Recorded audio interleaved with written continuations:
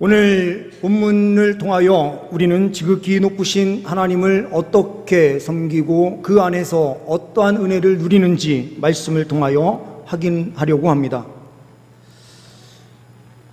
지극히 높으신 하나님, 그 하나님을 섬길 때에 첫 번째로는 승리가 있습니다. 17절 말씀을 보게 되면 이렇게 말씀하고 있습니다. 아브라함이 그돌라오멜과 그와 함께한 왕들을 쳐부수고 돌아올 때에 라고 표현됩니다. 그돌라오멜, 그 사람들을 중심으로 한 연합체가 있었음을 우리는 본문 말씀이 있는 1절 이후의 말씀을 흩어서 보게 되면 그 내용이 분명하게 보이게 됩니다. 준비된 PPT 내용을 함께 보겠습니다. 북동맹국이 있었습니다. 이것은 지난번 우리 1월 15일 주간에 15장 본문을 가지고 함께 말씀을 나눴을 때 함께 본 내용들입니다. 북동맹국이 4개의 나라입니다. 엘림, 시날, 엘라살, 고임. 여기는 지역 위치가 바벨론 그리고 유프라테스 강과 티그리스 강 사이인 메소포타미아 문명이 있었던 지역의 나라들이에요. 그쪽 중심으로 해서 아수르라고 하는 소아시아 가까이 오는 하란 지역, 그 지역에까지 많은 나라들이 연합체를 구성해서 지금 현재 가나안 땅, 여매, 사해 근처까지 쳐들어왔던 것입니다. 그래서 남동맹국이 형성이 되는데 소돔을 중심으로 해서 소돔 바로 옆에 있었던 고모라, 아드마, 스보임, 그리고 롯이 피난을 가는 장소인 소알, 여기는 벨라라고도 이야기를 합니다. 이렇게 5군데의 동맹체가 하나가 돼요. 그래서 전쟁을 하게 됩니다. 다음 페이지를 보시게 되면 그래서 지역은 지도로 보게 되면 이렇습니다. 바벨론, 유프라테스 강, 티그리스 강 사이 메소포타미아 문명 그곳과 지금 가나안 땅, 이곳은 어떻게 보면 애굽, 이집트와 무역이 활발하게 이루어지는 장소였기 때문에 이 지역을 차지하는 것은 경제적인 막대한 이익이 있었던 것입니다. 그러니 이 연합체를 구성해서 이스라엘 지역 남부 쪽으로 내려와서 이 소돔 지역을 완전히 점령하게 되는 것입니다. 이때에 많은 포로가 잡혀가게 되고 많은 물질을 빼앗기게 됩니다. 이 당시의 전쟁은 모든 것을 잃는 것이었습니다. 가지고 있는 가축, 가지고 있었던 모든 것들, 그리고 가족까지, 사람들까지 다 포로로 잡혀가야 되는 상황이에요. 전쟁에서 졌다라고 하면 이미 종이 되는 것입니다.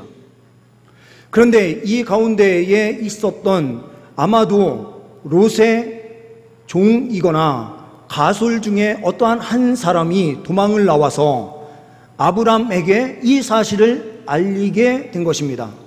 그때에 아브라함의 그 가솔 안에는 318명의 군사가 있었어요.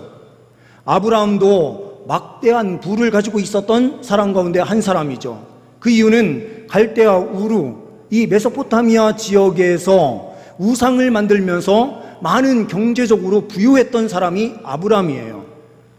이것은 여호수아서 말씀을 쭉 읽어 내려가다 보면 22장 이후에서 아브라함은 조상 그 대대로 우상을 만들던 자가 강을 넘어서 가나안 땅에 들어오게 됐다라는 표현이 있는 것을 보게 되거든요. 그러니 아브라함도 우상 숭배자였는데 하나님께서 부르셔서 하나님의 사람으로 세우신 거예요. 그런데 롯과의 문제가 생기면서 롯은 어디로 갑니까? 이 소돔 땅으로 가게 되고 아브라함은 헤브론을 중심으로 해서 요단 서편에 거주하게 되는 것입니다. 요단 동편에 있었던 롯은 지금 전쟁에 휘말려서 모든 것을 다 잃게 돼요. 이때에 아브라함은 318명을 데리고 4개의 연합체를 구성하고 있는 큰 나라와 전쟁을 치르기 위하여 달려간 거예요. 이 전쟁은 이길 수 있는 전쟁이었나요? 결코 이길 수 있는 전쟁이 아니었어요. 자세한 내용은 기록되고 있진 않지만 이 전쟁은 하나님께서 함께 하셨기에 아브라함이 승리할 수 있었던 것이지, 단순하게 이 싸움을 벌여서 전쟁을 해서 아브라함이 승리할 수 있었던 상황이 결코 아닙니다. 한 가족 공동체와 여러 나라의 연합체를 함께 싸우게 되는데, 이 연합체와의 전쟁에서 어떻게 한 가족이 승리할 수 있겠습니까? 제1차 세계대전 말 영국의 경건한 기독교인으로 알려져 있었던 알렌비 대장이 예루살렘을 점령하고 있었던 팔레스타인 정복자들을 몰아내기 위하여 영국의 지시에 따라서 이 예루살렘 성을 에워싸게 됩니다. 당시에 이슬람 교도가 그 자리에 자리하고 있었어요. 터키 지역이 이전에는 복음으로 확장돼서 여러 교회들이 세워졌었습니다. 그런데 이슬람 국가에 의하여 이 모든 교회들이 다 망가지고 대부분의 사람들이 이슬람화 되었어요. 그리고 예루살렘까지 이슬람으로 완전히 넘어가게 되는 그런 상황이었습니다.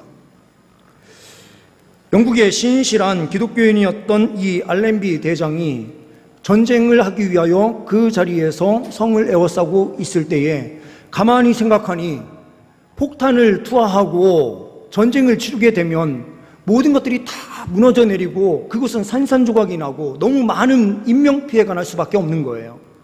그래서 이 대장은 본국으로 전보를 치게 됩니다. 전쟁을 하는데 어떻게 할까요? 그냥 집중 투하, 폭탄을 투하해서 저기를 싹 쓸어버릴까요? 아니면 전쟁 없이 평화적으로 이 전쟁을 잘 마무리할까요? 시간은 오래 걸리더라도 조금 평화적인 방법으로 이 전쟁을 하면 어떨까요? 하면서 전보를 보낸 거예요. 영국의 왕도 가만히 생각해 보니 그곳은 예수님께서 골고다 길을 올라가셨고 십자가에 못 박혀 죽으신 장소도 있고 여러 가지 이런 교육적인 측면에서 많은 장소들이 있으니 신앙적인 측면에서 그 땅을 그냥 집중 포화시키지 말고 그럼 평화적으로 해결할 수 있는 방법을 찾아라, 이 명령이 떨어진 거예요. 그러면서 왕은 이렇게 지시를 합니다. 영국은 개신교와 똑같은 신학사상을 가지고 있는 성공회라고 하는 국교가 있는 곳입니다.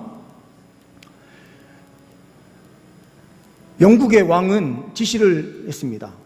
대장, 지금부터 금식하면서 기도하고 하나님의 뜻을 물은 후에 공격하시오. 이 지시에 따라서 금식을 하면서 준비하고 있었어요. 그런데 갑자기 예루살렘 문이 열리면서 사람들이 그냥 항복하는 거예요.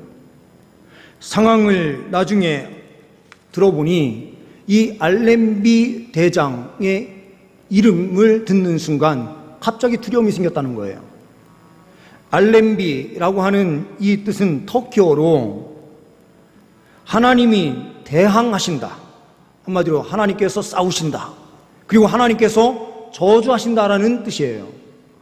그러니 이 사람들이 생각할 때에 자기들이 믿는 이슬람 신이 자기들을 저주하는 것 아니냐, 그리고 어떤 신이 우리를 저주하는 것 아니냐라고 하는 이런 마음이 갑자기 들면서 항복을 하게 된 것입니다. 이 내용은 교회사에서 골라낸 1882가지 신앙 이야기라는 책에 있는 내용입니다. 하나님께서는 전쟁 가운데 함께 하실 때에 승리의 은혜를 허락하여 주십니다. 아브라함이 하나님을 믿고 나아갔을 때에 그 승리의 은혜를 누리게 된 것입니다. 우리도 지극히 높으신 하나님을 섬기며 믿음으로 나아갈 때에 승리의 은혜가 우리의 삶 가운데 있게 될 줄 믿습니다. 두 번째로는 지극히 높으신 하나님을 섬기며 나아갈 때에 위로가 있습니다. 18절과 19절 말씀을 보게 되면 이렇게 말씀하고 있습니다. 살렘 왕 멜기세덱이 떡과 포도주를 가지고 나왔으니 그는 지극히 높으신 하나님의 제사장이었더라. 그가 아브라함에게 축복하여 이르되 천지의 주제이시오 지극히 높으신 하나님이여 아브라함에게 복을 주옵소서. 전쟁을 치르고 돌아온 아브라함은 물론 승리의 기쁨은 분명하게 있었겠지만 한참 전쟁을 치르고 돌아온 그는 몸이 녹초가 되었을 것입니다. 지칠 대로 지쳐서 어떻게 할 수 없는 상황이었습니다. 그리고 연합체를 구성하고 있었던 그 북동맹국과의 전쟁에서 승리했지만 다시 그들이 재정비하고 다시 쳐들어와서 자기를 공격할 수 있다라고 하는 이 두려움에 사로잡혀 있었던 상황이에요. 그런데 지극히 높으신 하나님을 섬기는 제사장이었던 멜기세덱이 나와 그를 맞이하고 있습니다. 영접하고 있는 거예요. 그러면서 그에게 꼭 필요했던 떡과 포도주를 주는 것입니다. 떡과 포도주는 금방 모든 것이 회복되게 만들고 피로감이 확 풀어지게 하고 먹을 것을 먹음으로 다시 회복될 수 있도록 하나님께서 이 멜기세덱을 통하여 회복의 은혜, 위로의 역사로 함께하여 주신 것입니다. 그러면서 가장 큰 복은 하나님의 복이 임하는 것이니 아브라함을 위하여 하나님 복을 이 아브라함에게 허락하여 주옵소서라고 간절히 축복하고 있는 것을 우리는 보게 됩니다. 지쳐있는 자를 주님께서는 위로하십니다. 이 멜기세덱이라고 하는 사람은 어떠한 사람입니까? 히브리서 7장 말씀을 보게 되면 예수 그리스도를 예표하는 인물로 기록을 하고 있어요. 이분은 하나님이신 그분이 성육신하셔서 예수 그리스도의 그 예표적 모습으로 친히 나타나셔서 아브라함에게 축복하시며 그를 위로하시고 붙잡아 준 것입니다. 지극히 높으신 하나님을 섬기며 나아갈 때에 예수 그리스도를 통하여 참된 위로와 소망을 주시는 분이 우리가 믿는 하나님이십니다. 이 은혜가 모든 성도님들의 삶에 충만하시기를 소망합니다. 세 번째로는 지극히 높으신 하나님을 섬기며 나아갈 때에 자유가 있습니다. 20절 말씀을 보게 되면 너희 대적을 내 손에 붙이신 지극히 높으신 하나님을 찬송할지로다. 아브라함이 그 얻은 것에서 10분의 1을 멜기세덱에게 주었더라라고 말씀은 기록하고 있습니다. 오늘 말씀에 너희 대적을 내 손에 붙이신 지극히 높으신 하나님, 전쟁을 하는 데 있어 승리하게 하신 분이 누구냐? 멜기세덱은 정확하게 이야기해요. 누구시라고요? 여호와 하나님이시라고요. 그러면서 어떻게 하라고 멜기세덱은 이야기합니까? 찬송하라라고 이야기를 해요. 그랬더니 찬송의 반응으로 멜기세덱은 무엇을 하고 있습니까? 10의 1을 드렸더라라고 되어 있어요. 이 부분에 오면 이제 걸림이 되시는 분들이 계실지 모르겠습니다. 대부분 우리 교회 성도님들은 이 헌금 생활이나 이런 부분에서 참 잘하시고 계시기 때문에 이 부분을 오해하면서 들으시진 않으실 것 같아요. 그러니 결론부터 말씀을 드리겠습니다. 마음에 없는 헌금 하지 마십시오.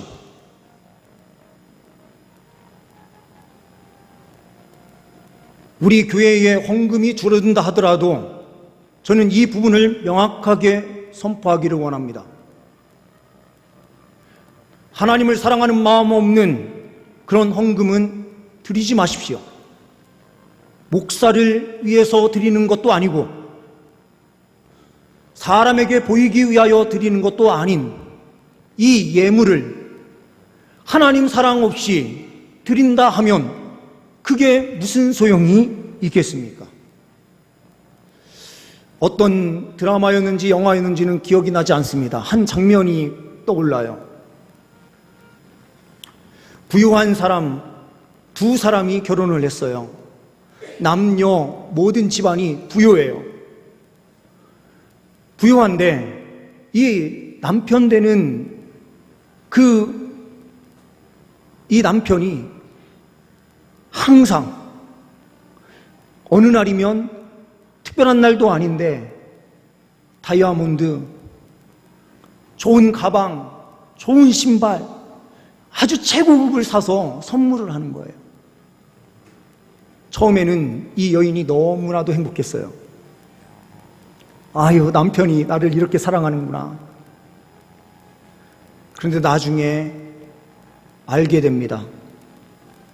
이 남편이 외도하는 날이면 아내에게 좋은 선물을 미안한 마음으로 가지고 와서 주는 것이었습니다.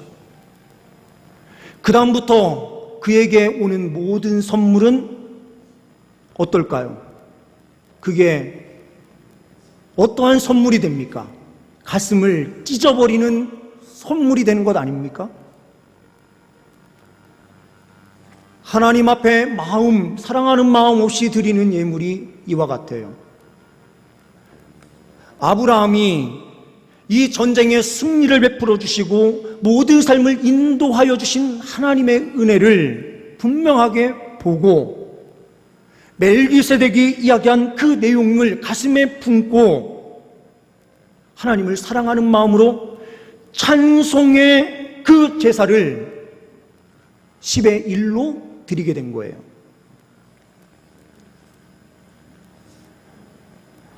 그러면 우리가 10의 1의 의미를 조금 더 깊이 알아봤으면 좋겠습니다. 레위기 25장 23절 말씀을 보게 되면 이렇게 말씀을 하고 있습니다. 토지를 영구히 팔지 말 것은 토지는 다 내 것임이니라. 너희는 거류민이요 동거하는 자로서 나와 함께 있느니라. 현대어 성경으로 보게 되면 이렇게 말씀하고 있습니다. 땅을 아주 팔아 넘길 수는 없다. 땅은 본디 내 것이기 때문이다. 너희는 단지 내 땅에 몸붙여 사는 나그네이다. 저는 이 본문을 부동산 투기하는 일을 하지 말라라고 하는 본문 말씀으로 보기도 해요. 다 하나님 것인데 우리의 욕심을 부리면서 부동산 투기하고 힘들고 어려운 사람들을 더 힘들게 만드는 욕심을 부리는 이 사고야말로 심각한 문제가 있죠. 이 땅은 다 하나님 거예요. 그런데 마치 우리가 주인인 것처럼 이 세상을 살아가니 더 큰 문제죠. 그런데 레위기 27장 30절 말씀을 보게 되면 이렇게 또한 말씀을 하고 있어요. 그리고 그 땅의 10분의 1, 곧 그 땅의 곡식이나 나무의 열매는 그 10분의 1은 여호와의 것이니 여호와의 성물이라. 10의 1조를 드리는데 어디에 것을 드립니까? 그 땅의 10분의 1을 드리는 거예요. 땅 전체는 누구 것이었습니까? 하나님 것이에요. 그런데 하나님께서 우리에게 다 내 땅에서 너희들이 얻은 것이니 다 나한테 100을 내놔 하면은 우리 다 죽어요. 그렇게 할 수가 없어요. 그러니 하나님께서는 10의 1을 하나님께 드림으로 전부를 드린 것으로 내가 여겨줄게 라고 말씀하신 거거든요.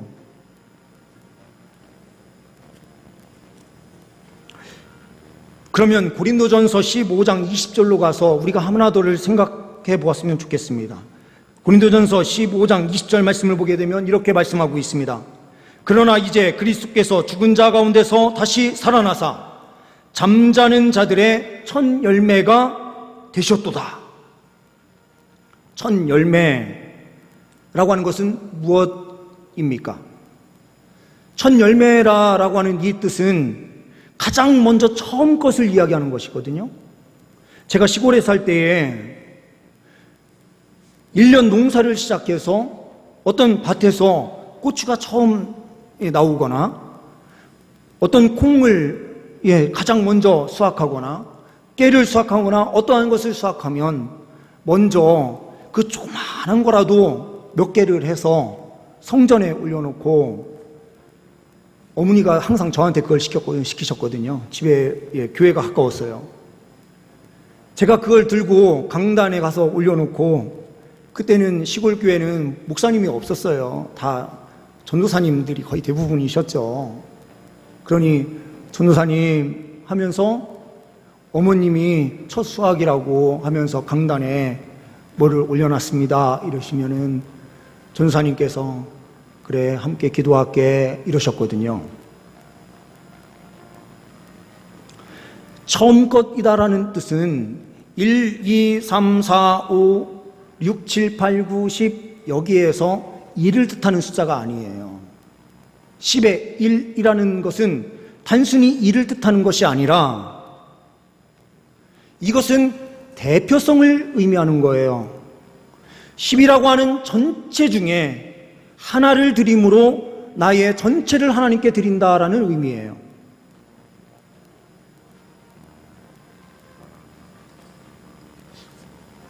우리는 예수 그리스도께서 죽은 자 가운데서 잠자는 자 가운데서 살아나셔서 첫 열매가 되셨어요. 이것은 예수 그리스도의 부활만을 이야기하는 것이 아니에요. 예수님께서 첫 열매가 되셔서 사망 권세를 깨뜨리시고 부활하셨다라고 하면 이후에 예수 그리스도를 믿는 모든 자는 다 그 부활에 참여하게 될 것을 말씀하는 거죠. 이 첫 열매는 우리 전체가 부활의 영광을 누리게 되었다라고 선포하는 내용이에요. 마찬가지로 10의 1도 동일한 거예요. 하나님 그 주재권이, 이 세상의 모든 주재권이 하나님께 있음을 신앙으로 고백하면서 찬송함으로 감사함으로 드리는 것이 10의 1이지, 이것은 율법이냐 아니냐, 율법은 이미 폐해졌는데 라고 말한다면, 그러면 제가 질문을 하나 또 하고 싶은 게 있어요. 그러면 이 아브라함이 드린 시기에 율법이 존재했습니까? 율법은 몇백 년이 지난 후에야 광야 생활을 하면서 시내 산에 올라가서 하나님의 율법판을 받을 때에 율법이 생긴 것이지, 아브라함이 드린 그때에는 율법이 존재하지 않을 때예요. 율법이 폐해졌냐 안 해졌냐, 이것만을 강조하는 사람들이 있어요. 교리적으로도 그게 왜 잘못된 것인지를 충분히 설명할 수 있지만 저는 그 부분을 설명하고 싶은 생각은 없어요.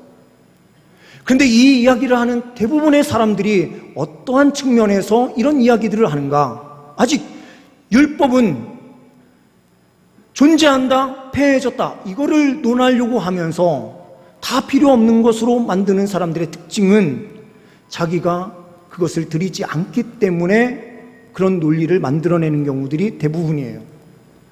차라리 깔끔하게 나는 아직 드릴 마음이 없습니다 라고 솔직하게 이야기하면서 드리지 않는 것이 차라리 더 좋아요. 혹시라도 이 가운데에서 사람에게 보이기 위하여 강청원 목사를 위해서 뭔가를 하시는 거라면 절대 하지 마십시오.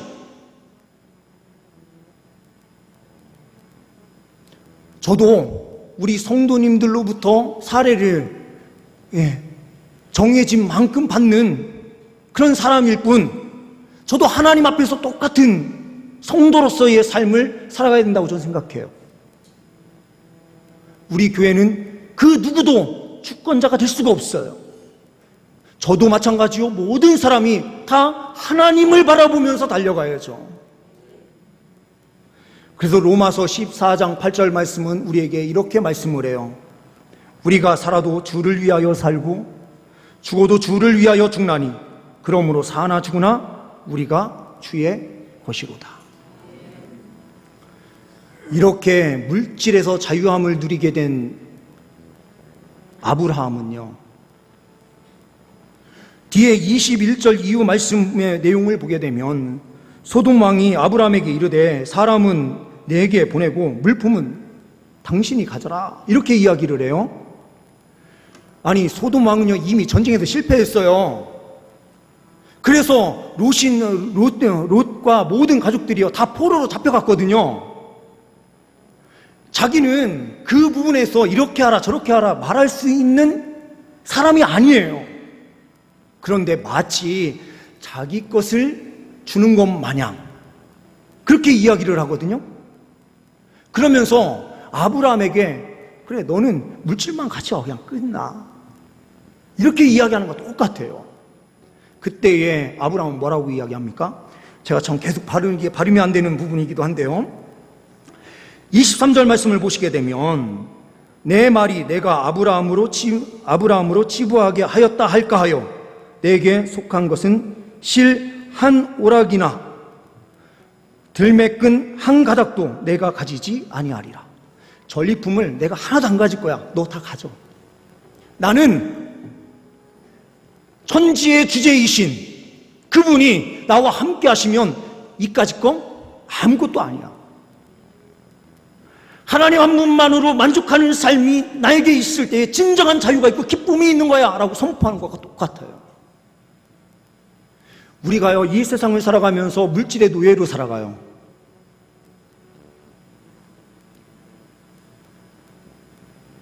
우리는 물질의 노예가 아니라 하나님을 사랑하는 하나님의 자녀로 살아가는 거예요.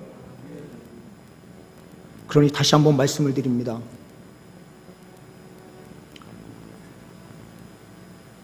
10의 1조 부담스러우신 분들, 마음에 하나님 사랑하는 마음이나 이런 것 없이 드리려고 하시는 마음이 있으신 분들 드리지 마세요.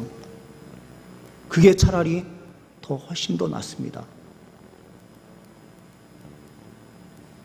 그러나 하나님을 진정으로 사랑하고 이 세상의 만물의 주로 고백하시는 성도라면 하나님 앞에 그 사랑을 드리십시오.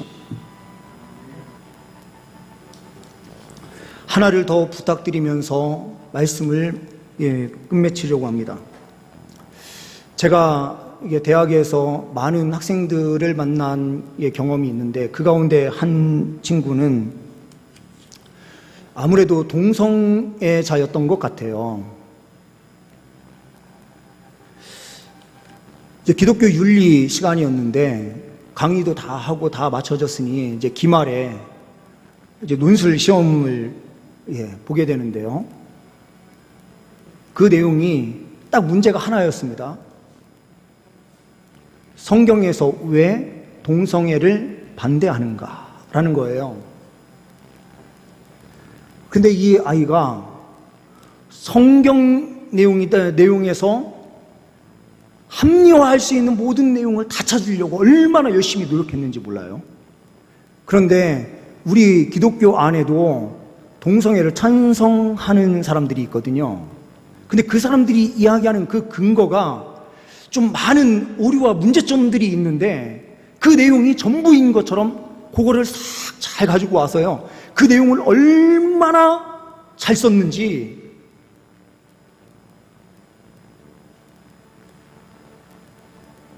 그냥 자기가 그런 부분이 있다면 그 부분에서 그렇게 쓸 필요가 없어요. 학문을 한다라는 거는 자기의 생각과 다르더라도 배운 대로 쓰는 거거든요, 원래가. 그냥 쓰면 다 통과시켜 주는데요. 점수 웬만하면 다 좋은 점수 줘서 하는데 그 내용을 자기를 합리화하기 위하여 모든 내용을 다 끌어다가 써놨는데 제가 볼 때는 앞뒤 논리가 안 맞아요.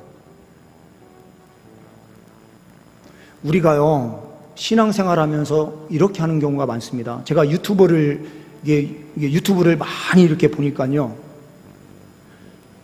기독교인 목사들도 그렇고 많은 사람들이 10의 1은 이미 폐지되었다, 이렇게 주장하는 많은 사람들이 존재하는데 저는 그것은 자기 합리화하기 위한 수단이다라고 보여집니다. 성경의 전체적인 아무리 모든 내용을 훑어보더라도 주님께서는 10의 1조가 폐지되었다라고 말씀하신 적이 단 한 번도 없거든요. 그렇다고 해서 드리지 않는 분들 하나님께서 저주를 내리시고 그러신 분 아닙니다. 하나님을 진정으로 사랑하게 되실 때에 하나님께 드리시면 돼요. 우리의 신앙생활도 항상 똑같습니다. 그리고 한 가지 더 부탁드리고 싶은 것은 물질의 부요함이 있으면 있을수록 교회만 헌금하는 것이 아니라 일정 부분을 꼭 사회를 위하여, 가난하고 힘든 사람들을 위하여 그 물질을 사용하는 곳에 흘려보내십시오. 그리고 교회는 또한 그 물질을 더 연약한 곳에 사용하고 집행하기 위하여 더욱더 헌신해야 돼요. 주변에 있는 쓰러지고 넘어지는 심령들을 어떻게 우리가 세워줄 수 있을까? 늘 항상 고민하고 그 사람들을 세워주는 일에 우리 교회가 더욱더 헌신하며 달려가야 됩니다. 건물을 위한 교회가 아니라 영혼을 살리고 영혼을 세우는 일에 우리가 더욱더 집중하며 달려갈 때에 하나님의 뜻을 온전히 이루게 되는 줄 믿습니다. 기도하십니다. 하나님 아버지, 지극히 높으신 하나님을 섬기는 우리 모두 주의 은혜로 함께하여 주셔서 늘 항상 주님을 사랑함으로 이 세상에서 말씀을 실천하는 삶 살게 하옵소서. 우리 주 예수 그리스도의 이름으로 기도하옵나이다. 아멘.